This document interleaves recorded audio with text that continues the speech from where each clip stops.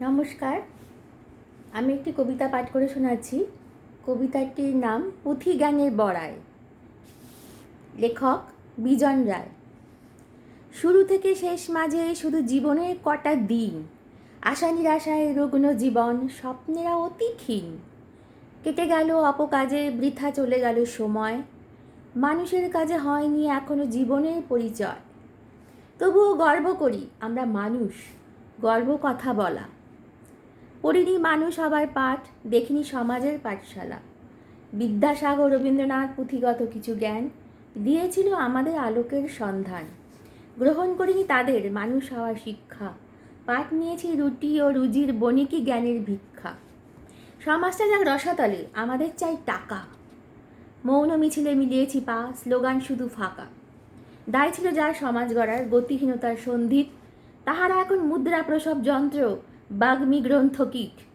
সন্তান হোক মানসিক রোগী গ্রন্থের ভার বয়ে, পিতামাতা যাক বৃদ্ধাশ্রমে, মরুক মানসিক ভারে ক্ষয়ে। দায় নেই কোনো মূল্যবোধহীন গ্রন্থ পিপাসু জ্ঞানী, প্রয়োগহীন জীবন চলে অন্য পথে, মুখে শিক্ষার বাণী। মানুষের কাজে মানুষের মাঝে চলে এরা চোখ বুঝি, আপন স্বার্থে শিক্ষা মনীষা এদের চলার পুঁজি। মানুষ হতে চায় জীবন সংগ্রাম, কঠোর জীবন বোধ, বোধ থেকে আসে ভালো মন্দের জ্ঞান, অন্যায় প্রতিরোধ। পুঁথি পড়া যত গ্রন্থবাদীরা করোনা জ্ঞানের বড়াই, সব পুঁথিগান তখনই অচল যার জীবনে প্রয়োগ নাই। তাই বলি ভাই, শিক্ষাটা আজ জ্ঞানের অস্ত্র করি, নতুন সমাজ গড়িতে সবাই এসো, মানুষের হাত ধরি। নমস্কার, ধন্যবাদ। আমার দ্বিতীয় কবিতাটির নাম সোনালী শৈশব। লেখিকা সুমা আইচ হাজরা। কাশ বনের মাতাল সমীরে আজ দৃষ্টি বহু দূরে, ফিরে দেখা অতীতে শৈশবের স্মৃতি, ক্ষণিকের মায়াবী স্রোত, কালের নিরিখে খেয়ালি পতঙ্গের মতো শিশির সিক্ত। হিমে লাল সেমিতে খেজুরের রসে নিষিক্ত, পেখম তুলত ধমনীতে প্রজাপতির রঙে, ফড়িংয়ের পিছু পিছু ছায়া মাখা শালি, পায়ে পায়ে বনপথ চোর কাটা জুড়ে মায়ের বকুনি, আমকুড়নের ছল। বিনিদ্র হাজার রজনী, নীলকমল লাল কমলের সাথে রাক্ষসদের যুদ্ধ, ঘুম পাড়ানিয়া গানে সোনার কাঠি, মায়ের কোলের মাঝে আদরের সুখ। নদীর স্বপ্নের জলজ কণাগুলো বৃষ্টি হয়ে জল থই থই স্কুলের পথে হঠাৎ নামে। ফেলে আসি আকাশের আস্তানায় পেট কাটি চাঁদিয়াল, মোমবাতি ভোকাট্টায়, আসমানি নীল চোখের মোহনায় সাগরের ঢেউ হয়ে তখন হৃদয়ের অলিন্দে জমা হয়। লতা গুল্ম বাঁশঝাড়ার বাবুই পাখির বাসা জুড়ে সবুজ শ্যামল শস্যের খেতে, দীর্ঘদেহী কাকতাড়ুয়া আর জোনাকির অনুলণ্ঠনে গায়ের আধারে মণিমাণিক্য জলে। ছুটির দিনে দারুণ মজা এক্কা দোক্কা, ডাঙ্গুলি আর মাছ ধরতে গিয়ে, পুতুলের বিয়ে, বুড়ির চুল, কারেন্ট নুন আর ঘুগনির স্বাদ নিয়ে। স্বপ্নের ঝিকিমিকি আকাশের নীল রং, সাত ভাই চম্পাদের সাথে কেটে যায় রাত। হজমির গুলি কয়েদবেল মাখা, বনভোজনের পর মায়ের আদর সোহাগ। সুর ছেড়েছে নগর সভ্যতায়, শৈশব বন্দি বাতায়নে গাইছে বেহাগ। উন্মুক্ত প্রান্তর ছেড়ে হঠাৎ শৈশব ধ্বস্ত নগর সভ্যতার কৃত্রিম কারাগারে। নদী পুকুর মাঠ, ঠাকুমা দাদু স্নেহ থেকে দূরে শহুরে শৈশবরা করেছে সন্ধি। রূপকথা আরব্য রজনী, হাদাবোদা বাটুল দ্য গ্রেট ভুলে মুঠোফোনে থাকবে বন্দি। আমার তৃতীয় কবিতাটির নাম অভিসার। লেখক পার্থদাস বৈরাগ্য। ভালোবাসার আঙিনায় নদীর মোহনায় অমোঘ প্রেম মিলেমিশে একাকার। সমুদ্রের জলোচ্ছ্বাস, নদীমাতৃকার রুদ্ধশ্বাস, এ যেন টানা পড়েন বাকি সব নির্বিকার। পাখিদের কলতান, মোদের ঐক্যতান, সুরের মাধুর্য ধরা দেয় একান্তে। তুমি নীলপরি ভালোবাসার সহচরী, হাতে হাত ধরি থাকি যে নিশ্চিন্তে। গ্রহ নক্ষত্রে সূর্য তারা, নীলাকাশে থাকে যারা, তাদের আবেশে ধরা আলোকিত জ্যোৎস্নাময়। তোমার রূপের ভাবনায়, লাবণের মূর্ছনায় আমার জীবন শুধুই আজ ভালোবাসাময়। তুমি আছো হিয়ার মাঝে সকাল সাজে, জীবনের পথে জীবনের রথে সদা চলমান। ভালোবাসার আশায় আছি মোরা ভরসায়, এ প্রেম থাকুক চির নবীন চির অম্লান। যে কলি ফুটে দিবাকরের আসে, রাতের অবকাশে যা ছিল বাকি তা ঝরার তরে। প্রাণভোমরা বারে বারে ফিরে মধু পান করে, ফুলের মাদকতায় থাকতে পারে না যে ঘরে। ঝড় উঠে উড়ন্ত বলাকার দুরন্ত ডানায়, বিশ্ব দেখার আপ্রাণ আগ্রহ যে তার। তোমার প্রতি ধাবমান এখানে শুধুই অন্তঃপ্রাণ গুটি গুটি পায়ে ছুটে চলি অভিসার। আমার পরের কবিতাটির নাম লাচিত বরফুর কণ। লেখকের নাম জ্যোতিষ মণ্ডল।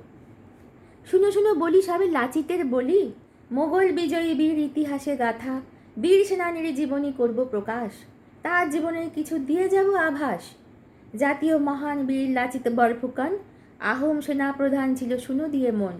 ১৬২২ সনের ২৪শে নভেম্বর জন্ম, মোমাই তামুলি বড়ুয়া পিতার নাম। গুণ তার ব্যক্তিত্বের ন্যায়পরায়ণতা, বীরত্ব, কর্তব্যনিষ্ঠা এবং সততা। সামরিক অসামরিক শিক্ষায় পারদর্শী, শৌর্য বীর্য দেশপ্রেম এবং সাহসী। কর্তব্যনিষ্ঠা নির্ভীকতায় সন্তুষ্ট হয়ে চক্রধ্বজ সিংহ রাজায় হেংদাং দিয়ে সেনাপতি বরফুকন পদে অধিষ্ঠিত, মোগল বিরুদ্ধে যুদ্ধ করে ঘোষিত। ঔরঙ্গজেব মোগল সাম্রাজ্যের অসম দখলে, মোগল সেনাপতি রাম সিংহের কৌশলে মোগলের বিশাল সৈন্য আরও চতুর, আক্রমণ করবে তারা হয়ে গেলে ভোর। দুর্গ যেভাবেই লাগবে মোগলদের ঠেকাতে, সময় নেই হতে হবে আজ হাতে। আহোম সেনাপতি লাচিতের চিন্তার নেই শেষ, আসামের তারে সবে ভুলে অনিদ্রা ও ক্লেশ। দুর্গের দায়িত্ব দেয় লাচিত মামার হাতে, যেভাবেই হতে হবে দুর্গ আজকের এই হাতে। মামার দায়িত্ব লাচিতের রাগে নেই হুঁশ, মামা বলে শ্রমিক ক্লান্ত নিদ্রা আলস্যের দোষ।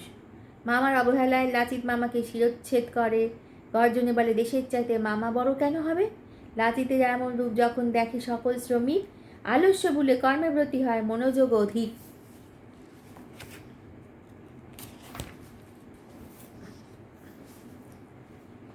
আমার পরের কবিতাটির নাম সংযোজন অভিযোজন। লেখিকা ঝুমা পাল। বিপরীত স্রোতে ভেসে কিছুটা এগোনো যায়, তারপর অনিশ্চয়তায় ছায়া মেপে মন বোঝে। বাস্তবে সব বিরহ বাদল খেলা, সব প্রতিশ্রুতি ঢাকা থাকে নিছক উপমা ঘেরা অধরা উপত্যকায়। বদলে যাওয়া স্বপ্নেরা চিরদিনই থাকে অলিক। আচ্ছা সত্যিই কি কিছু বদলায়? প্রতিক্রিয়া ছোঁয়া সময় জানান দেয়।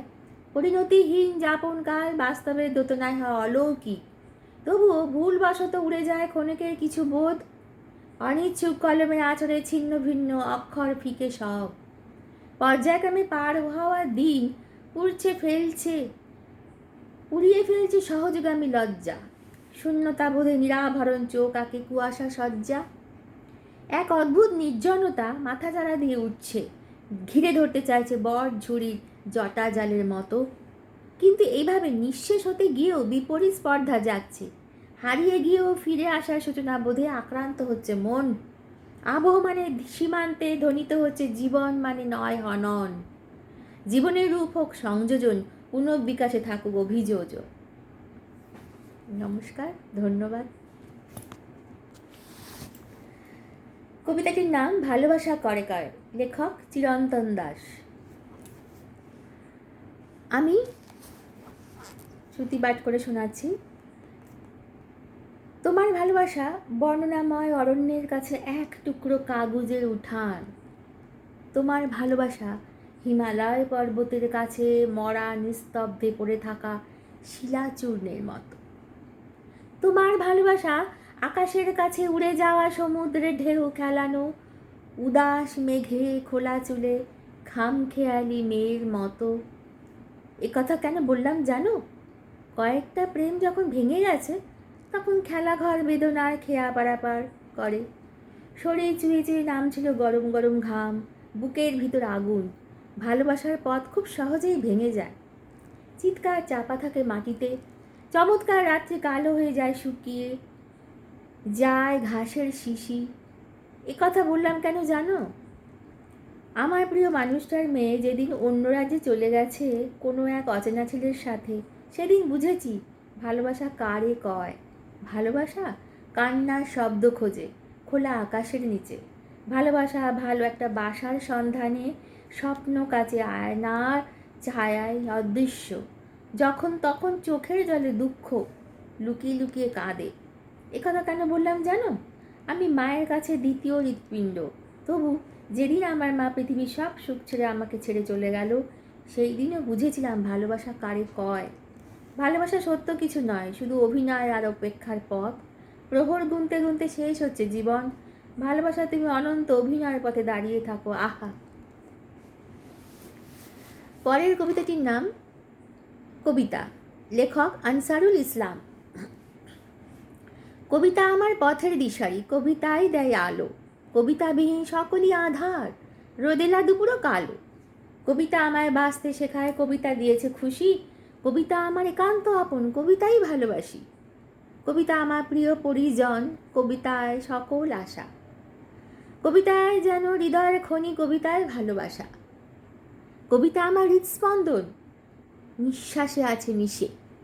কবিতা মনে শান্তি আনে প্রতিটা দিনের শেষে। কবিতা হাজার প্রতিবাদী স্বর, কবিতা দিয়েছে সুর। প্রতিবাদী ধ্বনি কবিতা কম্পন ছুটে যায় বহু দূর। হাসি আনন্দ দুঃখ বেদনায় কবিতায় সবার আগে। অনুভূতি হাজার শব্দ সাজায় অন্তর অনুরাগে।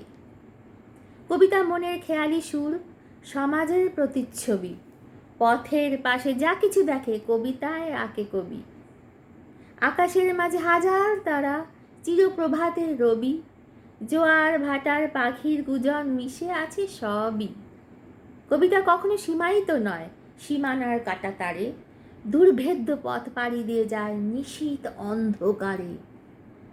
যেথায় শত অন্যায় অবিচার কষ্টে কাটায় জনতা, তাদের হয়ে শব্দ সাজায় ছোট্ট একটি কবিতা। নমস্কার, ধন্যবাদ।